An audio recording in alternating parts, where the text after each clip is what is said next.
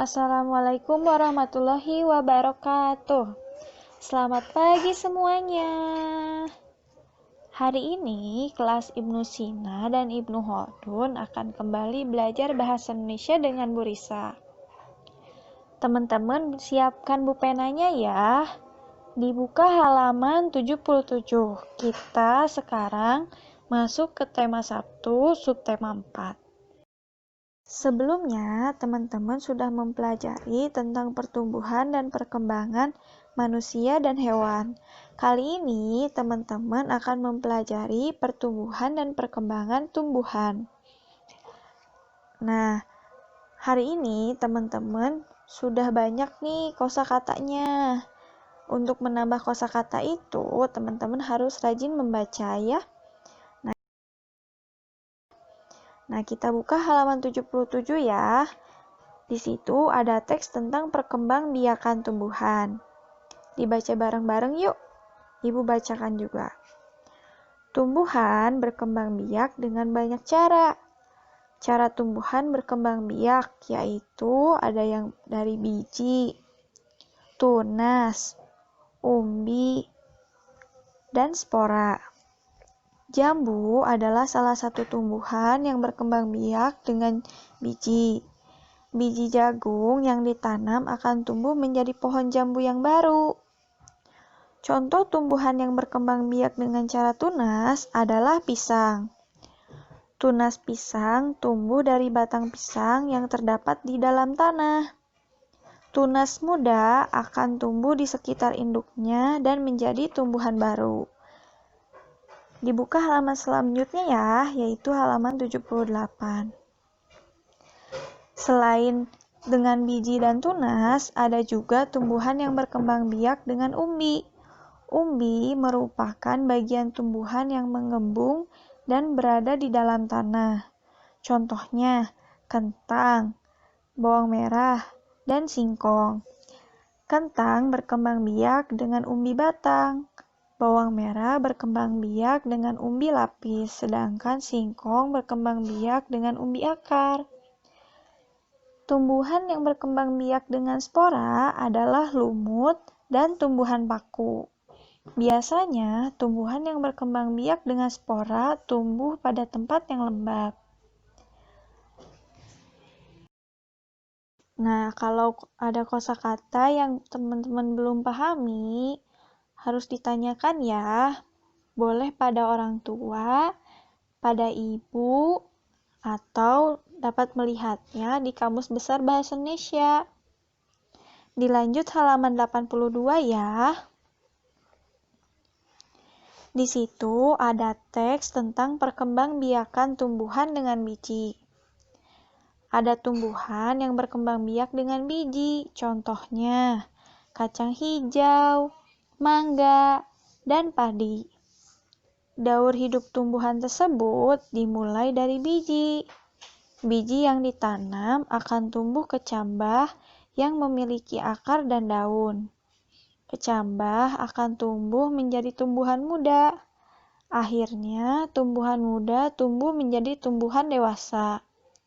Tumbuhan dewasa akan berbunga dan berbuah. Dalam buah tersebut terdapat biji.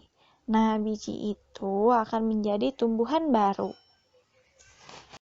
Di Indonesia itu banyak sekali tumbuhan yang hanya dapat dijumpai di Indonesia.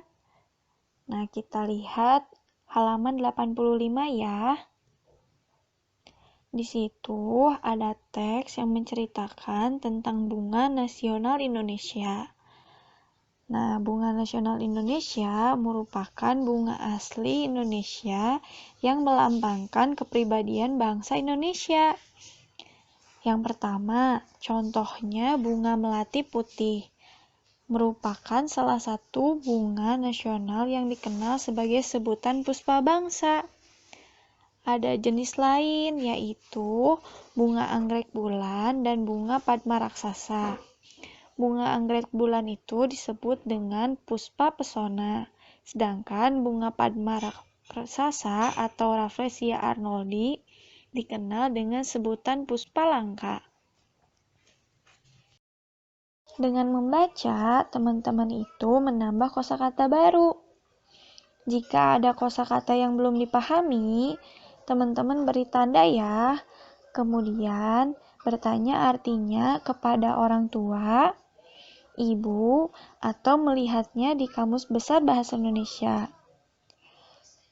Dilanjut halaman 91 ya. Di situ ada teks percakapan antara Dayu dan Ayah yang membicarakan tentang tumbuhan yang berkembang biak dengan spora. Teman-teman boleh mempraktikkan percakapan ini dengan ayah atau ibumu ya.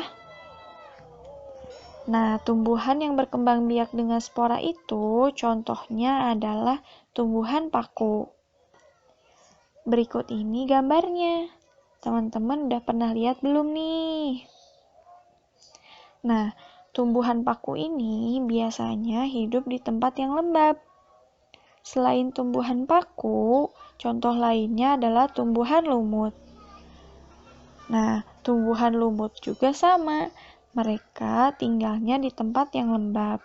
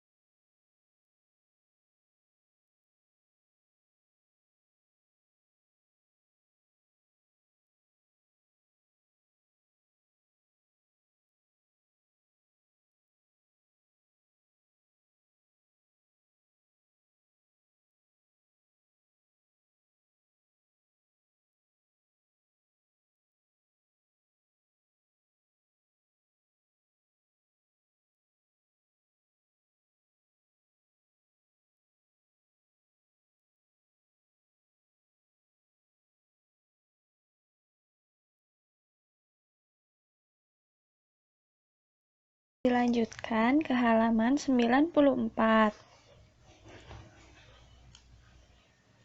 Kali ini kita membaca tentang perkembangbiakan tumbuhan dengan mencangkok. Perkembangbiakan tumbuhan itu dapat dilakukan secara alami atau buatan. Perkembangbiakan secara alami adalah perkembangbiakan tumbuhan tanpa bantuan manusia. Sedangkan perkembangbiakan buatan adalah perkembangbiakan dengan bantuan manusia. Salah satu contoh perkembangbiakan buatan adalah mencangkok. Mencangkok biasanya dilakukan pada tumbuhan yang berkembang biak dengan biji, misalnya pada tumbuhan mangga dan jambu. Caranya kita lihat video berikut ya.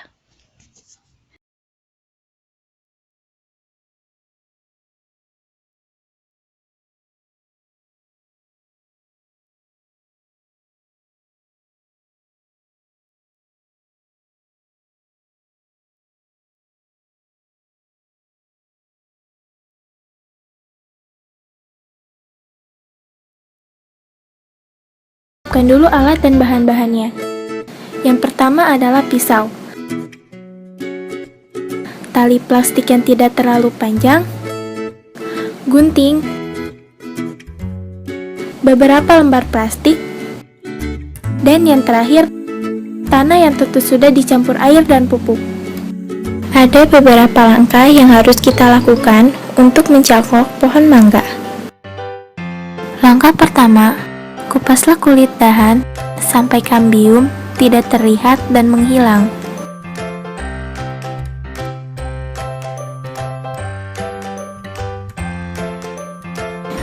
Kedua, tutupi setengah bagian dahan yang sudah dikupas dengan tanah yang sudah dicampuri air dan pupuk.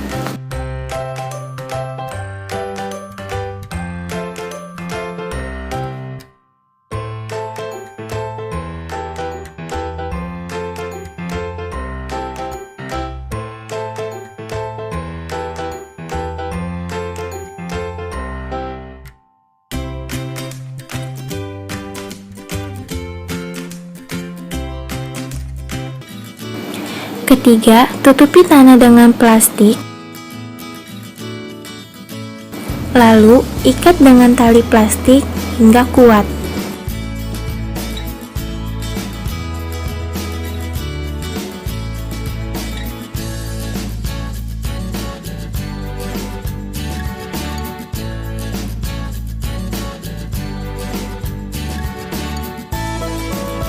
Gunting talinya. Lalu, tariklah plastik tersebut hingga tanah terselimuti plastik.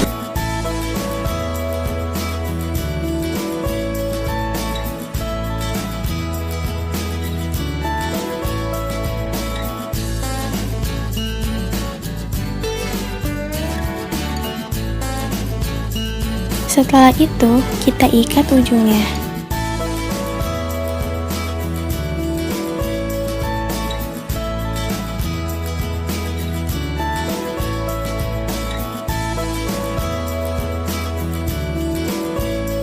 Dan potong lagi talinya.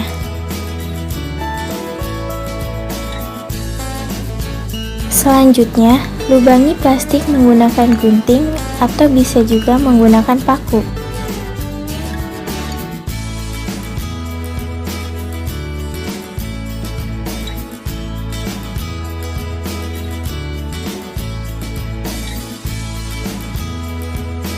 Jangan lupa siram cangkokan minimal 1 kali dalam sehari untuk mendapatkan hasil yang baik. Hanya itu saja yang bisa kami sampaikan. Setelah itu, tinggal menunggu tanah cangkokan berakar dalam waktu sekitar 3-4 minggu sampai dahannya bisa dipotong dan bisa ditanam di tanah yang lain. Oke, tahap mencangkok sudah selesai. Kali ini tugas teman-teman ada di buku pena halaman 98.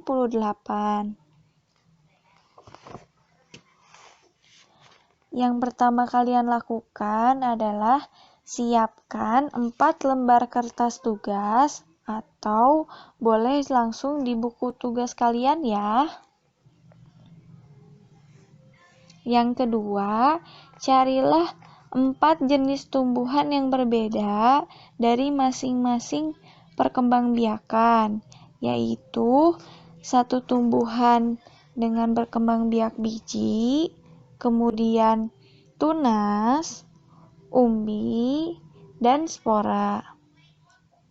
Teman-teman boleh mencarinya di koran, di buku, majalah, atau internet. Tetapi teman-teman harus ingat, harus didampingi oleh orang tuamu ya saat menggunakan internet. Yang ketiga, carilah informasi mengenai cara perkembangbiakan tumbuhan dan manfaat tumbuhan tersebut. Keempat, tuliskan kembali informasi yang kamu peroleh di kertas tugas dengan bahasa kamu sendiri.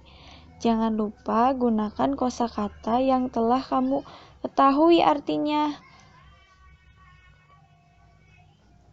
Yang kelima, tambahkan gambar atau foto tumbuhan agar lebih menarik. Berikut ini contoh portofolionya ya.